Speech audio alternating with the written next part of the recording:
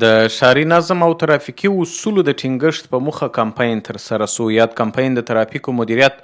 د تنظیم امیر الحاج ملا عبدالرؤف رهبر له لوري د 3 امنیتي حوزې اړوند د نوي بغرا، د 8 امنیتي حوزې اړوند د غازي محمد ایوب خان مینی، مخامخ د 6 امنیتي حوزې اړوند د هوایي میدان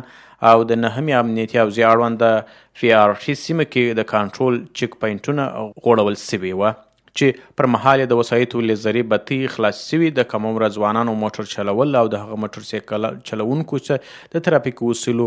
خلاف یې په وسایطو مخان پورته کول مخه نیول سوې ده. د امنیه قمندانۍ ویان ملا عزت الله حقاني باختر خبري اجانس ته وویل چې د ترافیکو مدیریت له لوري هیڅ داسې چلوونکي ته اجازه نه ورکول کیږي چې د ترافیکي قوانینو خلاف عمل وکړي او د خلکو ژوند ته خطر پیښ کړي. دا کمپاین به تر هغه وخته پورې دوام وکړي تر څو د وسایطو چلولو